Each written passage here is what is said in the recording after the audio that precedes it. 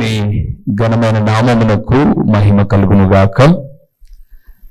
మన ప్రభువును రక్షకుడునైన యేసుక్రీస్తుల వారి యొక్క ప్రశస్తమైన నామమునకే మహిమ ఘనత ప్రభావములు యుగయుగములకు కలుగునుగాక.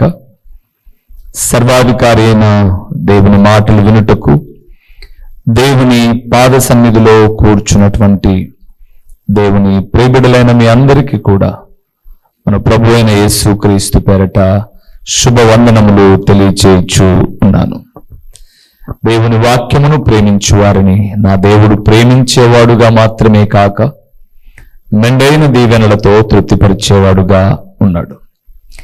ఈ సమయమందు మనము ధ్యానము చేయబోతున్న అంశభాగము ఏమిటి అనగా, దేవుడు మాట్లాడమై ఉన్న సందేశము ఏది అనగా, ఒక చెడ్డ సహవాసము దేనిని చెరుపుతుంది? ఒక చెడ్డ సహవాసము దేనిని చెరుపుతుంది? ఈరోజు చెరుపబడుట లేదా చెరుపుట, చెరుపు అన్న కొన్ని విషయాలు మనం చూస్తాం. సరేనా? వినండి, కొన్ని మాటలు మీకు జ్ఞాపకం చేస్తాను.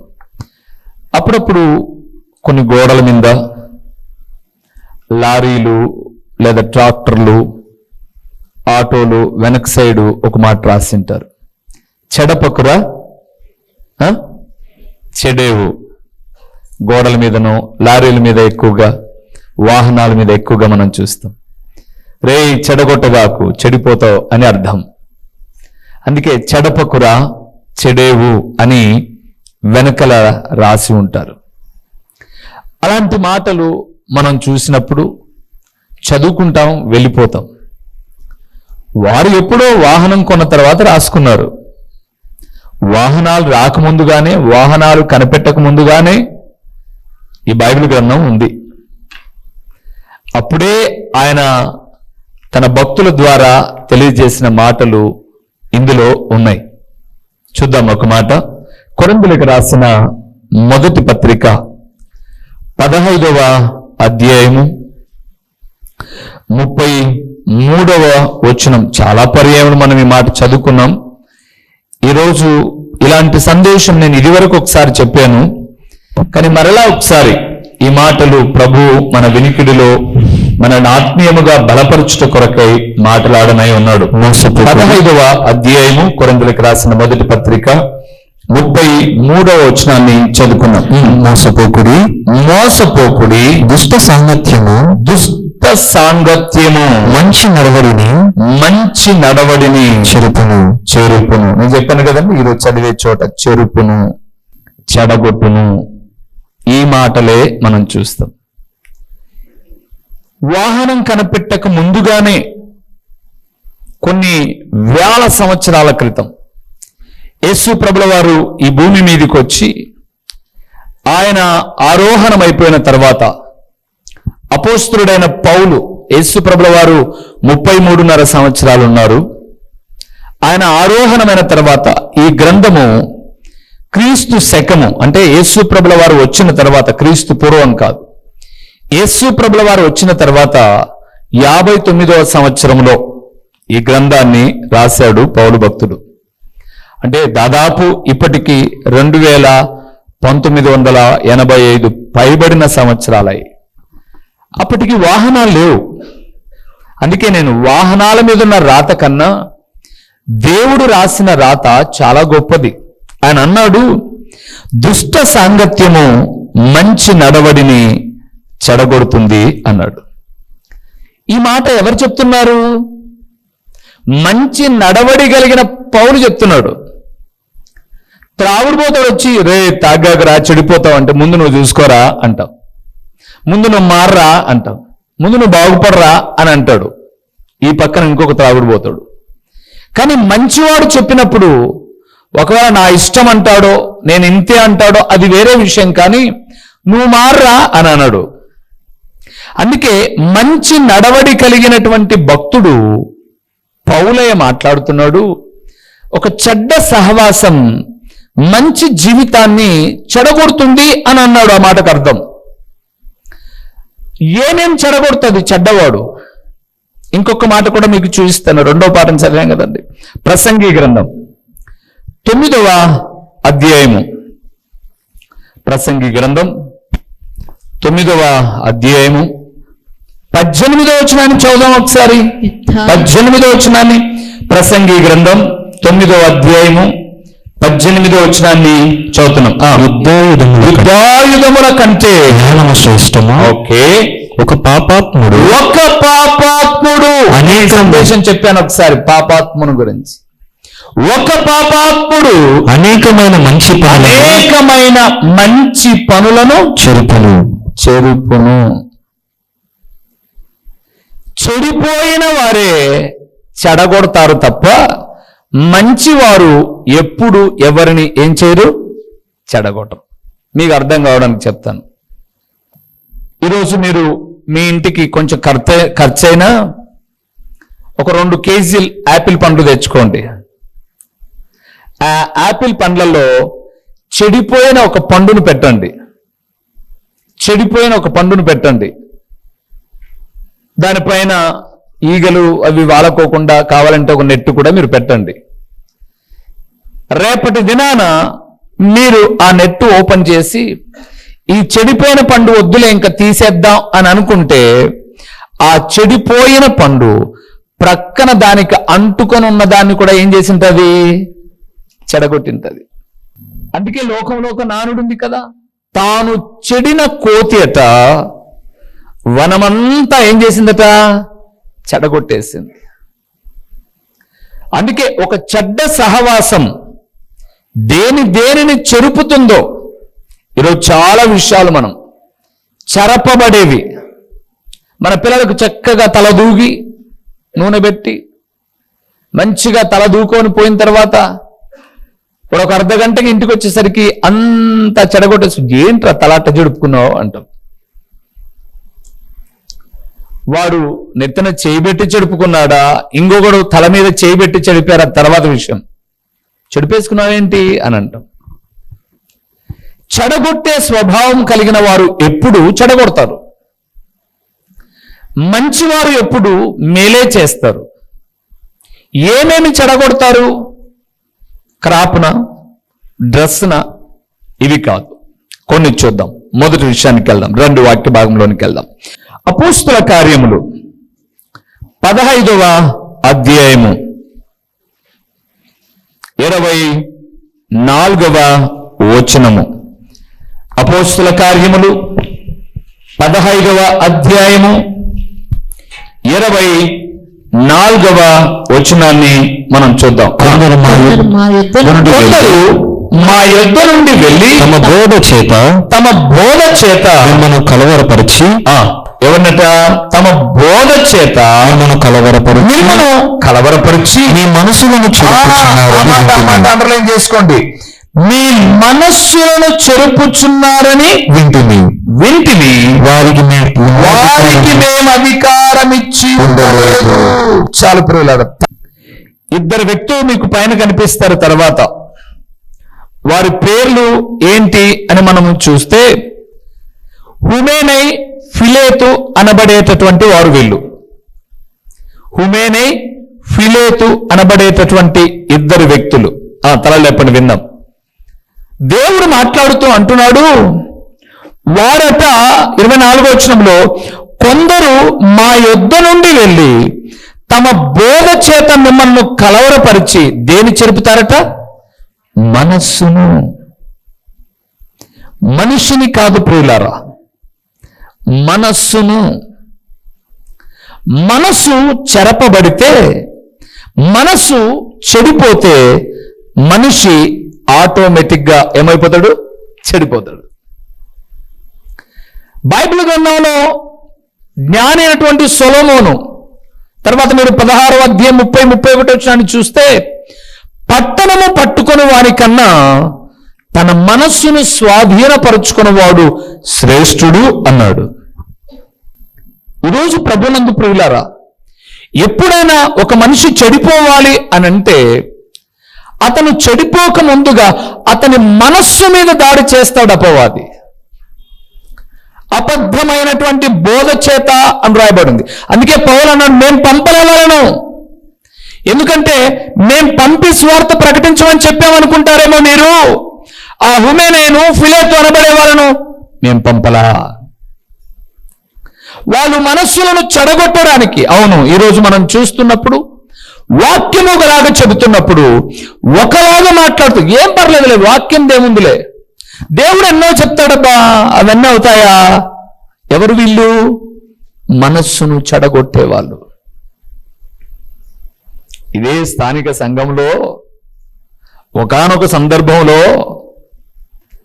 ఎవరో కాదు, మా బావగారు వెనకలు కూర్చొని వాక్యం విని ఇంటికి వెళ్ళిపోయిన తర్వాత ఒక ఆచారబద్ధంగా చేస్తుంటే, ఏంది వాక్యం ఇప్పుడు చెప్పాడు, ఇది చేస్తాడు. రూబేను ఎన్నో చెప్తాలేబ్బా, రూబేను ఎన్నో చెప్తాలే, ఇది పూర్వము నుంచి ఉన్న ఆచారం. ఇప్పుడు రూబేనా చెప్పింది ఈ మాట? మీ మనసులను చెడగొట్టడానికి రూబేనా చెప్పింది? ఇందులో సృష్టికర్త అయిన దేవుడు లిఖిస్తే ఆ మాటను ఒక బిడ్డ చదివితే ఆ మాటను ఒక దైవ సేవకుడిగా వివరిస్తున్నవాడే రూబేను. నువ్వు ధిక్కరిస్తున్నది నన్ను కాదు, నువ్వు ధిక్కరిస్తున్నది సృష్టికర్త అయిన దేవుణ్ణి. నీ మనస్సు ఎలాగో చెడిపోయింది, మరొక మనస్సును కూడా నువ్వు చెడగొట్టేస్తున్నావు. అందుకే మీరు ఒక 4 పేజీలు తిప్పండి, కొరింథీయులకు రాసిన 2వ పత్రిక 11వ అధ్యాయము 3వ వచనాన్ని చూడండి ప్రియులారా. అక్కడ ఏమన్నాడు? కొరింథీయులకు రాసిన 2వ పత్రిక 11వ అధ్యాయము 3వ వచనాన్ని చూద్దాం ఒకసారి. సర్పము తన కుయుక్తి చేత హవ్వను మోసపరిచినట్లు నీ మనసులను చెరపబడి. నేను చదివించే ప్రతి చోట ఈ మాట చాలా ప్రాముఖ్యమైనది. నీ మనస్సులను చెరపబడి క్రీస్తు ఎడలనున్న సరళత నుండి పవిత్రత నుండి ఎట్లైనను తొలగిపోవుదునేమో అని భయపడుచున్నాను. పౌలు అంటున్నాడు ఈ మాట. ఏమనో తెలుసా? హవ్వను సాతాను మోసగిచ్చినట్లుగా చాలా మంది కుయుక్తి చేత మీ మనస్సులను చెరిపి దేవునిలో నుంచి మిమ్మల్ని తొలగిస్తారేమో. జాగ్రత్త, జాగ్రత్త.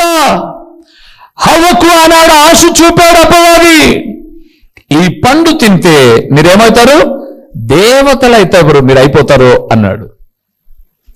సాతానుడు దేవతలు అయిపోతారు అని అనగానే అవ్వ తిని మోసపరచబడి తన మనస్సును చెడగొట్టుకుని తనతో పాటు తన భర్తకు ఇచ్చి ఇరువురు చెడిపోయి ఆ యొక్క దేవుని సన్నిధానంలోంచి త్రోసివేయబడినట్టుగా మీ మనస్సులను చెడగొట్టడానికి మీరు అలాగా ఇలాగా ఉండొచ్చు అని దేవుని యొక్క సరళత పవిత్రత నుంచి మిమ్మల్ని తొలగించడానికి అపవాది ప్రయత్నిస్తాడేమో.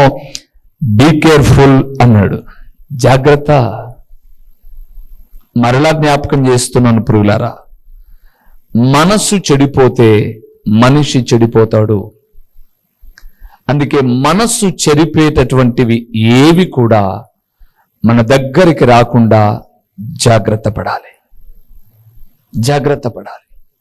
దేవుని వాక్యము చాలా చక్కగా ఆది నుంచి మనం చూస్తూ వస్తున్నప్పుడు మనస్సును చెడగొట్టిన సందర్భాలలో మనిషి పతనమైపోతూ వచ్చాడు. సంసోను ప్రతి దినము శోధించబడుతూ ఉన్నాడు. మనస్సును చెడిపేస్తోంది డెలీలా. ఒక రోజుకు మనిషి చెడిపోయాడు, మరణానికి చేరువైపోయాడు. అందుకే దేవుని ప్రియబిడ్డలమైన మనం ఒక చెడ్డ సహవాసము ద్వారా మన మనస్సును ఏం చేసుకోకూడదు? చెరుపుకోకూడదు. 2వ విషయానికి వెళ్దాం. తిమోతికి రాసిన 2వ పత్రిక 2వ అధ్యాయము. తిమోతికి రాసిన 2వ పత్రిక 2వ అధ్యాయము 18వ వచనాన్ని మనం చూద్దాం. చెరుపుకునే మరొక మాట. 2వ అధ్యాయము 18వ వచనం 2వ పత్రిక తిమోతి. కొరుకు పుండు ప్రాకినట్టు. ఏ పుండు? కొరుకు పుండు ప్రాకినట్లు వారి మాటలు ప్రాకును వారిలో అక్కడ చెడగొట్టిన భక్తుల పేరు ఇక్కడ ఉన్నాయి చూడండి. వారిలో హుమేనైనియు హుమేనైను ఫిలేతును ఉన్నారు. వారు పునరుత్థానము గతించనని చెప్పుచు సత్యము విషయంలో తప్పిపోయి కొందరి విశ్వాసము చెరుపుచున్నారు. బాగా వినండి ఆ మాట. ఏంటట? కొందరి విశ్వాసమును ఏం చేస్తారట? చెరుపును. కొరుకు పుండు అన్నారు. ఈరోజు దాన్ని వైద్య శాస్త్రంలో క్యాన్సర్ అన్నారు. క్యాన్సర్ స్వభావం ఏంటంటే ఇక్కడ పుట్టింది అంటే తినేసుకుంటూ వచ్చేస్తుంది ఇంకా. అందుకే మీరు ఎప్పుడైనా గమనించండి, ఆ భాగాన్ని కట్ చేస్తాం అని చెప్తారు వైద్యులు. కాలో చెయ్యో ఇంకొకటో ఏదో భాగం అది పాకకుండా. ఇక్కడ అన్నాడు, చాలా మంది అట కొరుకు పుండు పాకినట్లు వారి వ్యర్థమైన మాటల చేత సత్యము విషయమై వారు తప్పిపోయి వారితో పాటు విశ్వాసములో ఉన్నటువంటి వారిని కూడా తప్పించడానికి, వారి విశ్వాసాన్ని చెడగొట్టడానికి వారిని ఏం చేస్తారట? చెడగొడతారట. విశ్వాసమును చెరుపుకోకూడదు. రెండవది ఏం చెరుపుకోకూడదు? మొదటిది మనస్సు, రెండవది విశ్వాసం. మీకు నేను జ్ఞాపకం చేస్తాను ప్రియులారా, చాలా మంది దేవుని వాక్యాన్ని విని విశ్వాసమందు బలంగా వెళ్ళిపోతూ ఉంటారు.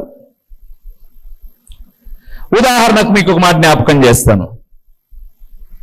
నా మాట మీకు తెలుసు, అది సూటిగా ఉన్నా అందులో అంతరంగంలో ద్వేషము పగైతే ఉండదు. ఇప్పుడు విశ్వాసము నుంచి చెరిపేటటువంటి హుమేనై ఫిలేతు అని అనుకున్నాం మనం అక్కడ. ఇప్పుడు నేను ఎవరినో గద్దించాను, నేరేమను గద్దించాను నేను. సరేలే మా అన్నలాంటోడు దైవ సేవకుడు అని తన కొద్ది తను వెళ్ళిపోతుంది, బాధపడుతూ చా ఇలాగ చేయకుంటే బాగుండు అని వెళ్ళిపోతుంది. ఇప్పుడు తేజ వచ్చి ఏంటంటే మిమ్మల్ని అంత మాట అన్నారు. ఉదాహరణ అంటే జరిగిన వేయలేండి. ఉదాహరణ ఏంటంటే మిమ్మల్ని అంత మాట అన్నాడు అంకులు. ఈమె పెద్ద విలువెత్తు కొట్టమ్మ, ఆమె మనసును చెడగొట్టడానికి, అంటే తను అది తప్ప ఒప్ప అని నిర్ధారించుకుంటే తను ఇప్పుడు ఆ పుండు మీద ఏం జరుగుతున్నారు వీళ్ళు. ఒక ఆమె డాన్స్ చేస్తాను ఇప్పుడు, ఏందో ఎంటీఆరా కారానికి అంత డాన్స్ అవసరం అంటున్నా నేను. వార్తలు చూస్తుంటే కారం కోసం ఆమె ఆ చివారి మసాలాని డాన్స్ చేస్తున్న, కారానికి ఇంత డాన్స్ అవసరమా? ఇంకో దీనికి డాన్స్ అవసరం. ఇప్పుడు ఒక వ్యక్తిని గద్దించాం, ఆమె తన గురించి పశ్చాత్తాపడాలనా లేకపోతే దేవుని ఎదుట ప్రాధేయపడి మార్చుకో, అది తన వ్యక్తిగత నిర్ణయం. తండ్రి తన బిడ్డను తిప్పాడు, మళ్ళా దగ్గరికి తీసుకోగలిగిన సామర్థ్యం కూడా తండ్రికి ఉంది. ఇప్పుడు తల్లి ఏం చేయాలంటే సాధ్యమైతే, లేదా తోడబుట్టిన వాళ్ళైతే, రే అక్కో తమ్ముడో అన్న అయితే నాన్న బాధపడుతున్నారా చేయొద్దది అని చెప్పాలి. ఏంటో నేను నాన్న అంత మాట అన్నాడు అంటే నాన్నకు బిడ్డలకు ఏం పెడుతున్నారు వీళ్ళు? వైర్యం, విశ్వాసాన్ని చెడగొట్టడం. మెరక్క నువ్వై ఊరుకున్నావు గాని నిన్ను అంత మాట మనం ఎట్టేసుకుంటే ఇంకా ఆయనకు, మనం ఎట్ట తిరిగితే ఇంకా ఆయనకు, నువ్వై ఊరుకున్నావు కానీ నేనైంటే నువ్వైంటే గమ్ము తీసుకొని వచ్చి కాల్చింది నన్ను అక్కడ నిలబెట్టి. నిన్న ఎప్పుడేం మాట్లాడలే దేవుడు. బ్రతుకు మార్చుకోవాల్సిన మార్చుకోవాడు, పైపెచ్చు మరొక విశ్వాసాన్ని చెడగొట్టడానికి నేనైంటే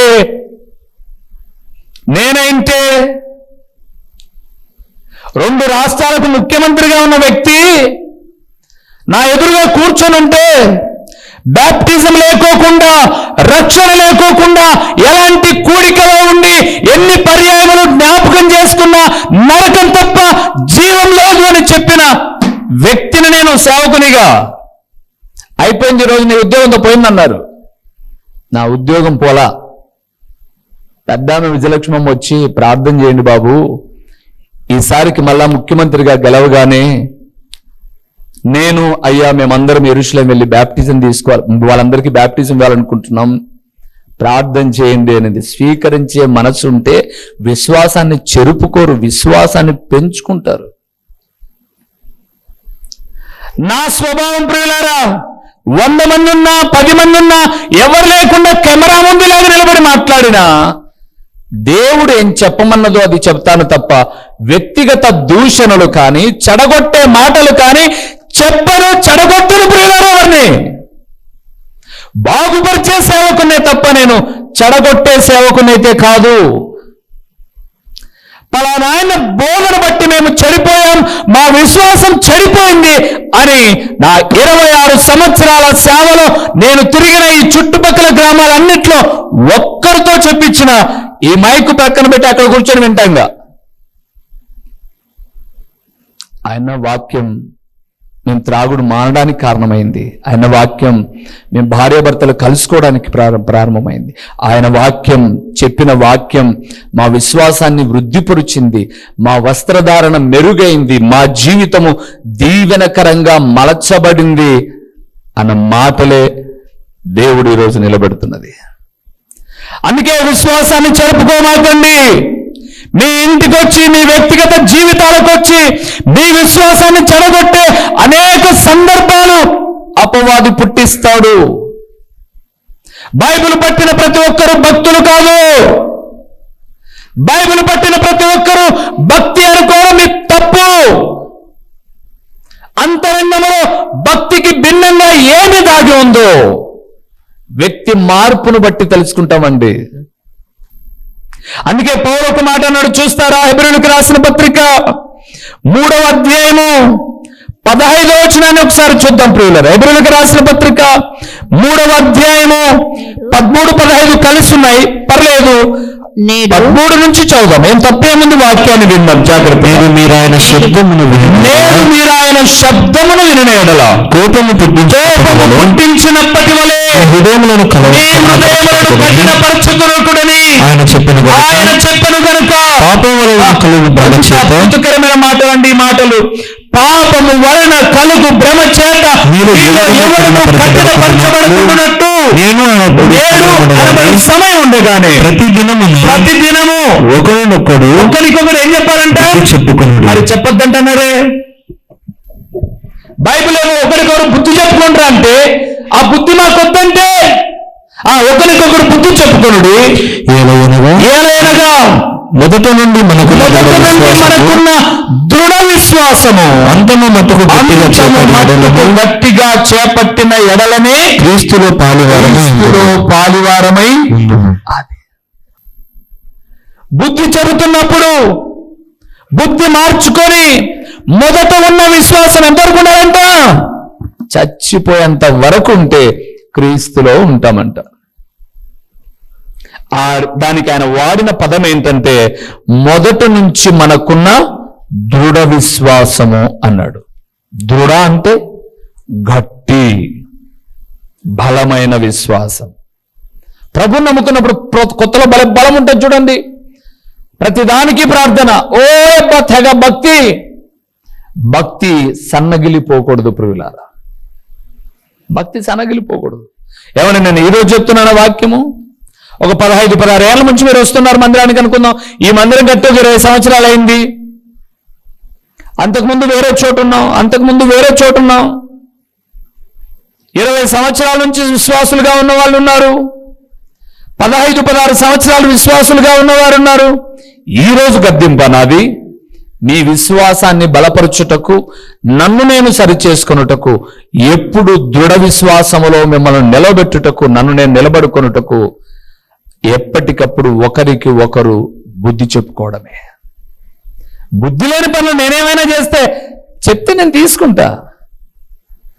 ఏంటన్నా మీరు బుద్ధి లేకోకుండా ఆ సినిమాల దగ్గర కనపడినారు, పలానా ఆమెతో తిరిగారు, లేకపోతే పలాంది తాగారు, పలాంది ఊగారు, పలాంటి చోట ఉన్నారు, వ్యర్థంగా ఇలాగ జీవితాన్ని గడిపి ఆ వేదిక మీద ఒక అర్ధగంట మాత్రం ఏదో భక్తి ఒలకబోస్తున్నారు అంటే నేను బుద్ధిహీనుడే, మార్చుకోవాలి. నేను నా జీవితంలో నేను కూడా ఎప్పటికప్పుడు నేర్చుకుంటూ, బైబిల్ గ్రంథం సెలవిచ్చిన మాట హెబ్రీయులు 4:12 దేవుని వాక్యము వాడి అయిన రెండంచుల కలిగిన ఖడ్గం. ఒక్కటి మీ వైపు వస్తే, ఎప్పుడైనా మీరు చూడండి, ఒక గొడ్లో కొడవలో తీసుకొని ఇలాగ వెనక్కి లాగి కొడతాం, కట్టెనో మొద్దునో చెట్టునో. ఇలాగ లాగినప్పుడు లాగిన నన్ను, ఇలాగ వేసిన నిన్ను, ఇద్దరిని వాక్యము ఛేదిస్తూ ఉంది. విశ్వాసాన్ని ఏం చేయకూడదు? చెరుపుకోకూడదు. కొంతమంది చేశారు చూడండి, చెరిపారు. మీకు చూపిస్తాను. సంఖ్యాకాండం 13వ అధ్యాయము రండి, ఒక మాట చూద్దాం. సంఖ్యాకాండం 13వ అధ్యాయము 31, 32 వచనాలు మనం చూద్దాం. 32, 30, 13వ అధ్యాయం, 14 కాదండి, సంఖ్యాకాండం 13వ అధ్యాయము 31, 32 వచనాలు చూద్దాం. అయితే అతనితో కూడా పోయిన ఆ మనుషులు, ఆ జనులు మనకంటే బలవంతులు, మనము వారి మీదికి పోజాలమనిది, మరియు వారు తాము సంచరించి చూసిన దేశమును గురించి ఇశ్రాయేలీయులతో ఏ సమాచారం అంట?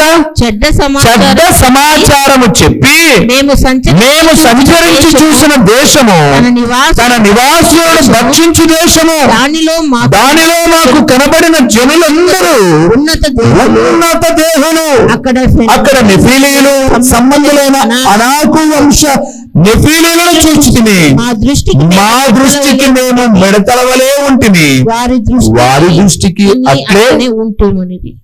దేవుడు 10 అద్భుతాలు చేశాడు ఐగుప్తు దేశంలో. అటు నుంచి తీసుకొస్తున్నాడు పాలు తేనెలు ప్రవహించే కానాను దేశానికి. ఎదురుగా ఎర్ర సముద్రం ఉంది. జనులందరూ, ఏం మోషే, చంపడానికి తీసుకొచ్చావా? చచ్చిపోతే అక్కడ లేవా సమాధులు పూడ్చిపెట్టుకోవడానికి? అటు ఐగుప్తుకు ఇటు కానాను కాకుండా మధ్యలో చంపావు కదయా మమ్మల్ని అని ఏడ్చారు.